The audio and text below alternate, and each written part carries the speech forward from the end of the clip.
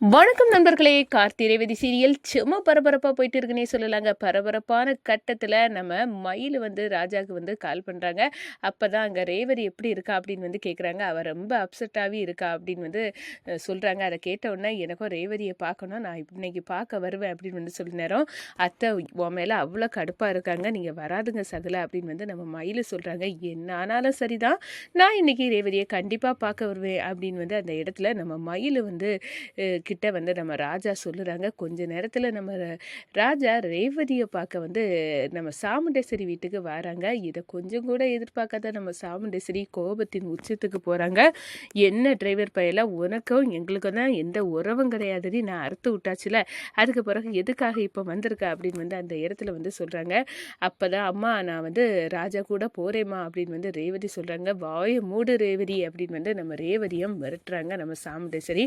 அதோட நீ உங்கள் அம்மா கூட இரு, கண்டிப்பாக உங்கள் அம்மாவோட கோபம் குறையும், அப்போ நான் உன்னை கூட்டிகிட்டு போவேன் அப்படின்னு அந்த இடத்துல ரேவதியை சமாதானப்படுத்திக்கிட்டு நம்ம ராஜா கிளம்ப போனேரம் சவால் விடுறாங்கங்க நம்ம சந்திரகலா. இந்த பாரு, என் அக்கா கையால் உன்னை கழுத்தை குத்தி வெளியே தள்ள வச்சுட்டேல, நீ பாருடா, கண்டிப்பாக ரெண்டு குடும்பமும் ஒட்டவே ஒட்டாது அப்படின்னு சொல்கிறாங்க.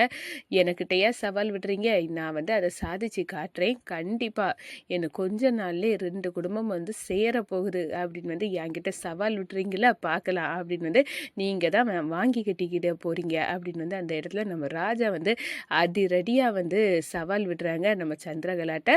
அதை பற்றி தான் இந்த வீடியோக்குள்ளே பார்க்க போகிறோம். அதுக்கு முன்னாடி சேனலுக்கு லைக் அண்ட் சப்ஸ்கிரைப் பண்ணுங்கள் ஃப்ரெண்ட்ஸ். பக்கத்தில் இருக்க பெல் ஐக்கானையும் கிளிக் பண்ணுங்கள்.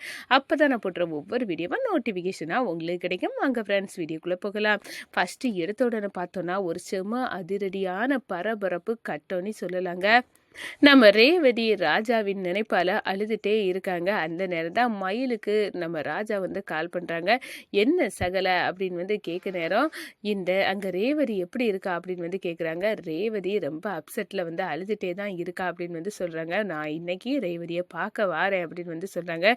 இப்போது அத்தை இருக்க கோபத்தில் கண்டிப்பாக பார்க்க வராதிங்க அப்படின்னு சொல்கிறாங்க. அத்தை உன் மேலே கடுப்பாக இருக்கா ராஜா, நீ என்னால இப்போ வரண்டா அப்படின்னு அந்த இடத்துல சொல்கிறாங்க. ஆனாலும் நான் என் ரேவதியை பார்க்கணும், நான் கண்டிப்பாக வருவேன்னு சொல்லுங்க. நம்ம ராஜா வராங்க சாமுண்டேஸ்வரி வீட்டுக்கு. வந்த உடனே பார்த்து அதிர்ச்சி அடைகிறாங்க நம்ம சாமுண்டேஸ்வரி. யாரை இனி பார்க்கக்கூடாதுன்னு நினச்சனோ அந்த துரோகி என் வீடு தேடி இப்போ எதுக்கு வரா அப்படின்னு அந்த இடத்துல கொந்தளிக்கிறாங்க. நம்ம ரேவதி ராஜா வந்துட்டாரு, இவர் கூட போயிட வேண்டியதான் அப்படின்னு அந்த இடத்துல நினைக்க ஆரம்பிச்சுறாங்க. அதோட அம்மா நான் இங்கே இருக்கல, நான் என் கணவர் கூட போகிறேன் அப்படின்னு சொல்கிறாங்க. கணவரா, வாயை மூடு, நான் தானே உங்கள் கல்யாணத்தை பண்ணி வச்சேன், ஆனால் இப்போ சொல்கிறேன், இந்த ஜென்மத்தில் எந்த ஜென்மத்திலையும் இந்த குடும்பத்தோட ஒட்டும் கிடையாது, உறவும் கிடையாது அப்படின்னு அந்த இடத்துல சொல்கிறாங்க.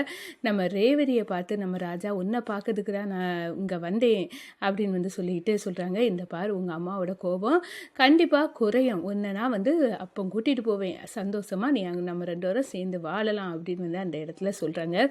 என்னைக்கிட உன் ஃபேமிலி மேலே உள்ள கோபம் எனக்கு குறைய போகுது, இது குறையவே குறையாது, எங்கள் அம்மா சாவுக்கு தாத்தா குடும்பம் தான் காரணம் அப்படின்னு அந்த இடத்துல கொந்தளிக்கிறாங்க நம்ம சாமுண்டேஸ்வரி. பாத்தியாக்கா எவ்வளோ திமிர் இருந்தால் அந்த டிரைவர் பையன் இப்போ நம்ம வீட்டுக்கே நம்மக்கிட்ட மல்லு கட்டத்துக்கு வந்திருக்கான், அதுவும் ரேவதியை கூட்டிகிட்டு போயிட வந்திருக்கான் அப்படின்னு அந்த இடத்துல ஏற்றி விடுறாங்க. எரியிற தீயில நம்ம சாமுண்டேஸ்வரி கிட்ட எண்ணெயை ஊற்றி பார்க்குறாங்க நம்ம சந்திரகலா. சந்திரா, நான் நீ சொன்ன போயெல்லாம் நம்பலை, இப்போ எவ்வளோ பெரிய வீணாக இருந்தால் அந்நேரத்து தான் கோயிலில் அறுத்தெறிஞ்சு விட்டுருக்க, அதுக்கு பிறகு இங்கே எதுக்காக இப்போ வந்திருக்கான், ஒன்றும் புரியலையே அப்படின்னு அந்த இடத்துல சொல்கிறாங்க. நான் பார்க்கவே விரும்பலை, வெளியே போ அப்படின்னு விரட்டி விட்றாங்க. நான் போகிறேன் அத்தை அப்படின்னு சொல்லிக்கிட்டு நம்ம ராஜா போகிறாங்க. நம்ம ரேவதி அப்படியே துடிச்சு போகிறாங்கன்னு சொல்லலாம். அதே கட்டத்தில் பார்த்தோன்னா நம்ம சந்திரகலா நம்ம ராஜா கிட்ட சவால் விடுறாங்க. இந்த பாரு டிரைவர், உன் குடும்பத்தை எந்த ஜென்மம் எடுத்தாலும் என் அக்கா குடும்பத்தோட ஒட்டும் உறவும் வைக்க விட மாட்டேன், கண்டிப்பாக சேராது, ஏங்க இப்படி நீங்கள் சொல்லிட்டு தெரியுறீங்க, கண்டிப்பாக ரெண்டு குடும்பமும் ஒன்று சேரும், எங்கள் தாத்தா பாட்டி எந்த தப்பும் செய்யலை அப்படின்னு ஒரு நாள் கண்டிப்பாக தெரிய வரும், அதுவும் உங்கள் மாமா முத்துவேல் தான் இதுக்கு காரணம் அப்படின்னு தெரிஞ்சு உங்கள் மாமா சிவனாண்டி எல்லாத்தையும் அத்தை சூறையாடக்கூடிய காலம் வெகு சீக்கிரத்தில் வருங்க. அதுக்காக தான் நான் காத்துட்டு இருக்கேன், எனக்கிட்ட நீங்கள் சவால் விட வேண்டிய தேவையில்லை, உங்கள் சவால் எல்லாத்தையும் இப்போ நோஸ் கட்ட பண்ண மாதிரி என்னை கூடிய சீக்கிரத்தில் உண்மை தெரிஞ்சு உங்கள் குடும்பத்தை ஓரங்கட்டுவாங்க அத்தை. நீங்கள் இவனும் இதில் சந்தோஷப்பட்டு இருக்கண்டா அப்படின்னு வந்து அந்த இடத்துல சொல்லிடுறாங்கங்க.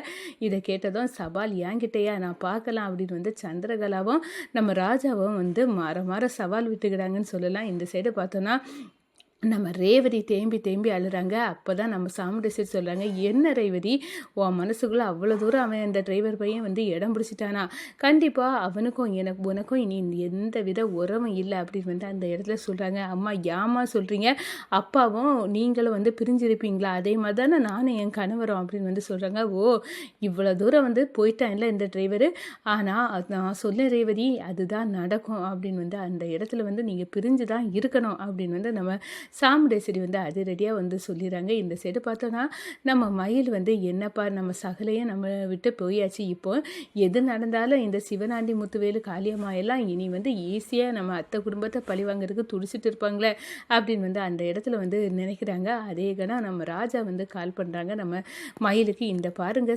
நீங்கள் எப்போனாலும் நம்ம அத்தைக்கு யாராவது பாதிப்பு ஏற்படுதுன்னா கண்டிப்பாக என்கிட்ட சொல்லுங்கள், நான் கியூர் பண்ணுவேன், நான் வந்து அந்த குடும்பத்தை வந்து காப்பேன் அப்படின்னு வந்து சொல்கிறாங்க. என்னப்பா உன்னையே கழுத்தை குத்தி நம்ம அத்தை வெளியே தள்ளிட்டாங்க, ஆனாலும் உனக்கு இந்த குடும்பத்து மேலே அவ்வளவு பாசம் இருக்குது அப்படின்னு வந்து அந்த இடத்துல சொல்கிறாங்க.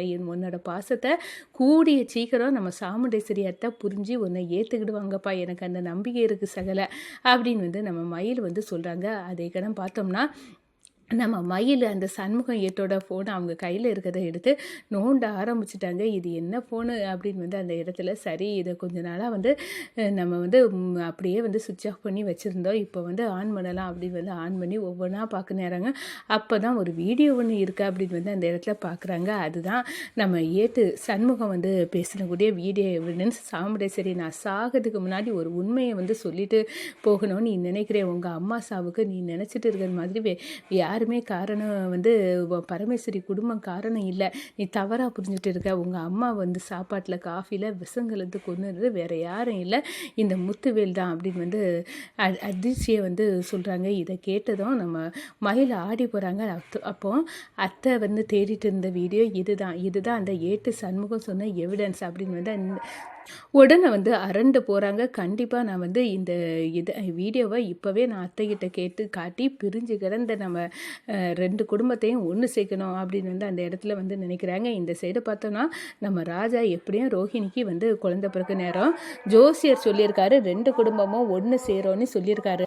அதனால கண்டிப்பாக வந்து 2 குடும்பமும் ஒன்று சேரக்கூடிய நாள் சீக்கிரம் வர ரோஹிணிக்கு குழந்தை பிறக்க நேரம் கண்டிப்பாக 2 குடும்பம் ஒன்று சேரும் அப்படின்னு வந்து நம்ம ராஜா வந்து நினைக்கிறாங்க. அதே கணம் நம்ம மயிலும் ரோஹிணியும் ஒருத்தருக்கு வந்து ஆறுதல் சொல்லிக்கிறாங்க. இவங்களுக்கே இந்த கதினா நான் குழந்தை உண்டாயிருக்கதா அம்மாட்ட இருந்து மறைச்சிருக்கேன், நம்ம அம்மா என்ன பாடுபடுத்த போகிறாங்களோ அதுதான் ஒன்றுமே புரியலை அப்படின்னு வந்து என்னோட பிள்ளைக்கு எந்த பாதிப்பும் இருக்கக்கூடாது கடவுளே, அது நல்ல குழந்தையாக வந்து பிறக்கணும், அதுவும் அம்மா ஏற்றுக்கிடணும் அப்படின்னு வந்து அந்த இடத்துல நம்ம ரோஹிணி வந்து நினச்சிட்டு இருக்காங்கங்க.